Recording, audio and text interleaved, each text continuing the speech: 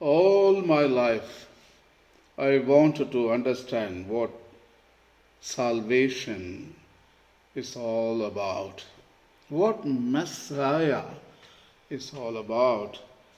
I know Jesus Christ, before that, Zoroaster, that is Zarathustra, the Parsi religion, Zoroastrianism. They were the proponents of the Messiah concept. They called it Saoshyant, that is called Messiah. The holy book of Zoroastrian religion called Avesta, that is the word they use, Saoshyant, that is Messiah. So Zoroastrianism, which is the original religion of Persia, or what is now Iran, is rich with many ideas concerning the end times and the coming of the chosen or future deliverer. So we are talking about almost end times, COVID-19, so much of fear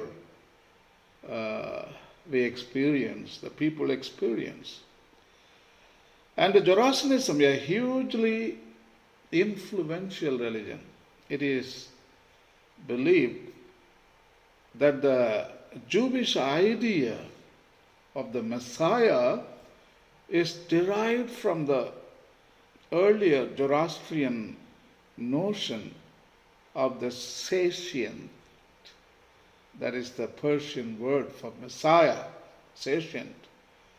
Zoroastrian ideas for the end times seem to have made their way not only into Judaism but also Christianity and other monotheistic religions. I want to really quote a oldest prophecy from the Avesta, the Zoroastrian scriptures. So the following is a prophecy for the coming of the Saoshyant or Messiah. In this context, it's a Zoroastrian Messiah, the deliverer, one who delivers people from the bondage and suppression and from the evil and sin and death and delusion. Here is the quote from the holy book Avesta about the deliverer or the Saoshyant, the Messiah. He shall be the victorious benefactor, Saoshyant, that is the word, benefactor, by name, and world-renovator, one who renews the world, by name. He is benefactor because he will benefit the entire physical world. He is world-renovator because he will establish the physical living existence indestructible. He will oppose the evil of the progeny of the biped, that is humans, Homo sapiens. Biped means two-legged animals. The biped, and withstand the enmity produced by the faithful. That is Avesta, that's a Farvardin Yast text, 13 chapter, 129 verse. In Zoroastrian concept and Christian concept, in monotheistic religions, a deliverer can be only a human. Only a human person can deliver. So very anthropocentric.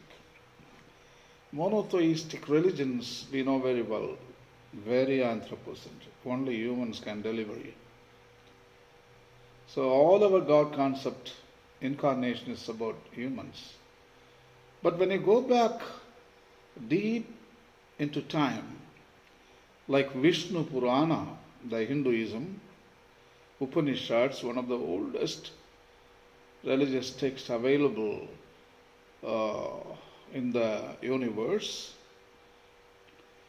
A deliverer can be even animals. Sometimes animals are more effective than humans. Even Jesus says, be prudent like snakes. He doesn't say be prudent like Solomon. Be innocent like doves. He doesn't say be innocent like Sarah or Rebecca. No. The animals are more holy, more effective, and they live much older than humans. They have lot of mileage. Millions of years. Millions of years. In fact, Job, the book of Job, chapter 12, ask the animals, they will tell you.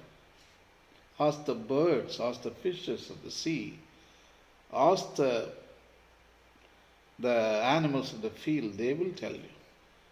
A lot of wisdom, all wisdom comes from nature, from the animals. Remember that. So, salvation can be brought out by the incarnation, animal incarnations. It's not anthropocentric, it is creation-centered salvation and redemption. If only human comes, it's anthropocentric. It's only human. Redemption, that's why we say only one incarnation. But Vishnu Purana proposes 9 incarnations. All of them like animals. Actually, they are parallels to the Darwinian evolution or natural selection. 1, 2, 3, 4 in the linear progression.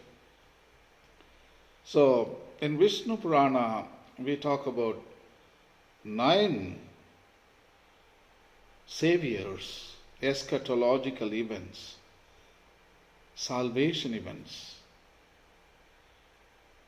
brought out by animals. First fish, Matsya, then turtle, Kurma, then comes boar, Varaha, Narasimha, Vamana, Parashurama, Rama, Krishna, Buddha. So we are waiting for the 10th incarnation called Kalki. So all these animal companions or avatars or saviors, redeemers. Now COVID-19 is an animal.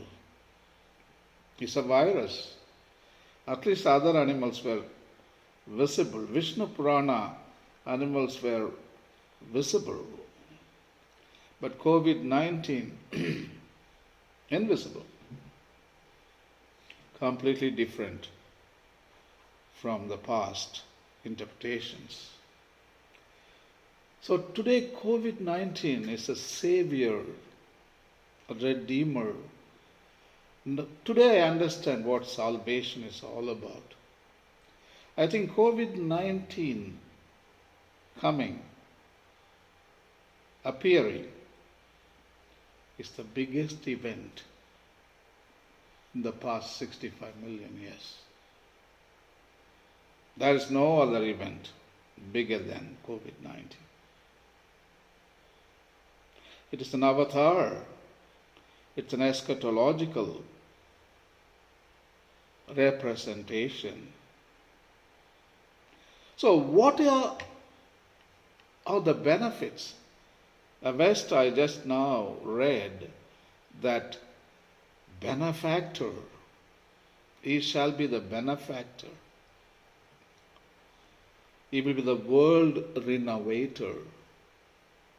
So COVID-19, does it fit in this description? Or only humans can do that? Animals can't do that. I think COVID-19 is the benefactor and is the World-renovator. So, lot of redeeming aspects we see today, and a lot of eschatological salvation is coming. First of all, I would like to list some of the salvific events that happen right now. They are happening right now. First, salvation from industrial revolution. I think industrial revolution 150 years ago completely destroyed extraction of natural resources, and it is a move towards fossil fuel and pollution, consumption, etc., production, markets. So now COVID-19 has brought us to salvation from industrial revolution. Fossil fuel is burnt very less. No airplanes, no cars, no buses, no ships. So it is a move away from fossil fuel, move away from production, etc., etc. And then salvation from green revolution.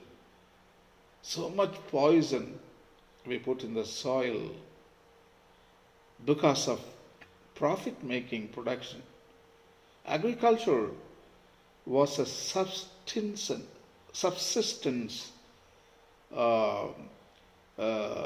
event. It was not a profit-making factor. Agriculture was always a subsistent farming. But today, I think we have come to that. It is not a profit-making, and we are not dumping so much chemicals, because we can't buy chemicals. All the stores are closed, locked down. So now we need to use all the organic leaves, mulch, all that stuff, cow dung, to produce food. So it is a salvation from green revolution, which was using fertilizers, pesticides, fungicides, etc., etc. And the salvation from production, salvation from consumption. So people are not running to the store and buying. COVID-19 is a savior. No consumption. For the past 1 month, I never bought anything. Not even 1 rupee I spent. There is no consumption at all. Salvation from markets. The markets were creating needs. In the first place, markets' job is to satisfy the needs of people. But the markets, they created needs. So I think COVID-19 has brought us salvation from the markets. And salvation from high economic growth. We were in low economic growth, and then we came to medium economic growth, and we came to high economic growth, and we came to super economic growth.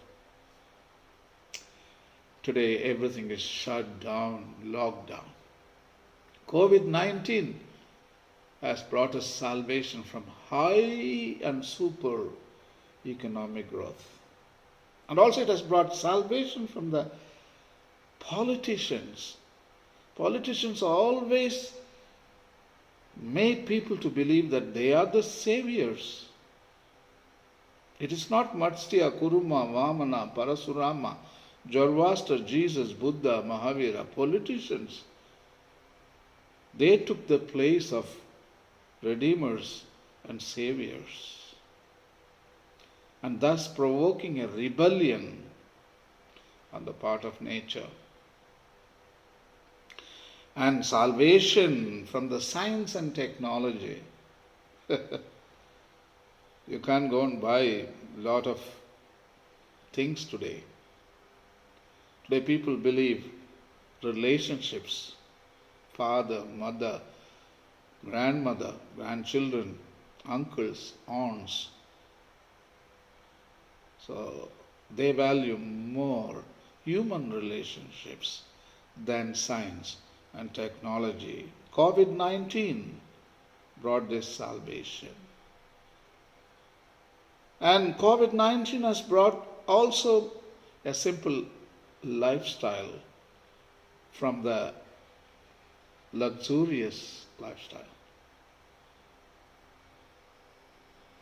Huge carbon footprint. But now, no carbon footprint at all. No carbon emissions, there is no electrical emissions, there is no chemical usage in the houses and in the farming because shops are closed. There is no DDT powder available because you can't buy it. So I think we have come to a simple lifestyle. We depend on all homemade solutions. And then salvation from the work obsession. I have to go for work. Workaholics. Profit making, money making. Making fat bank balance. I think COVID-19 has brought salvation from the workaholic obsession, and then salvation also from religions. COVID-19 has brought salvation from religions and religious leaders. I don't want to talk much about it. I don't want to make a controversy out of it, but I pass it for the time being. And salvation from greed, that is COVID-19's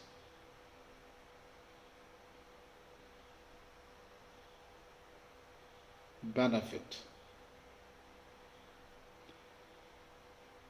We are becoming more generous people, not greedy people. Salvation from hoarding.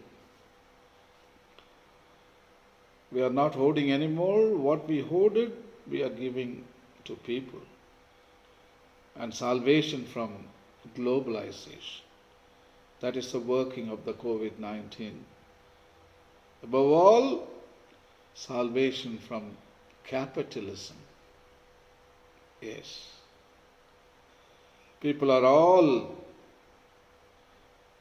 rejecting the notion of capitalism. Capitalism, religious leaders, high economic growth and politicians, science and technology. Nobody is able to fix the problem of COVID-19. There are no miracle workers. Last time miracle worker was Jesus Christ 2000 years ago. After that, no religious leaders or representatives are able to fix the problem. Right now, they are all useless. They are unable to fix anything at all. And we are at the mercy of COVID-19. And COVID-19 has brought salvation from the World Bank, United Nations, Amnesty International, World Court, International Monetary Fund, all those delusions, all those huge structures which were catering only to rich nations, not to the poor. COVID-19 brought also salvation from your own oppressors, your own bosses, your own employers, and your own community leaders, etc., etc. At last, COVID-19 has brought us salvation from your own ego, selfishness. There is no ego anymore. There is no selfishness. We are ditching out the self-interest lifestyle and we are going for common good lifestyle. There is no self-interest anymore. It's a common interest. Sarvodaya, that is the word. Welfare of all. Upliftment of all. So that is what we are going. That's a shift from ego to eco. From ego to ecology. Ego is self-interest. Eco is common interest. Sarvodaya, welfare of all, and good of all, and upliftment of all. So this is what COVID-19 salvation is all about. COVID-19 has brought us so much of benefits according to Zoroastrian notion, and also brought us salvation, redemption according to monotheistic religions. It need not be a human, it can be animal according to Vishnu Purana. So COVID-19 is one of the viruses, is one of the animal species. So today the animal species, an invisible species, has effected such a large sense of salvation. In Laudato Si, Pope Francis is writing about it. He's writing about the common interest, and we need to go for communitarian salvation, not self-interest, not save myself, save everyone, save others and save the Panchabhutas, the common elements of the universe. Save the living and the non-living. Here is the quote. So paragraph number 149 from Laudato Si, Pope Francis writes as follows: nonetheless, I wish to insist that love always proves more powerful.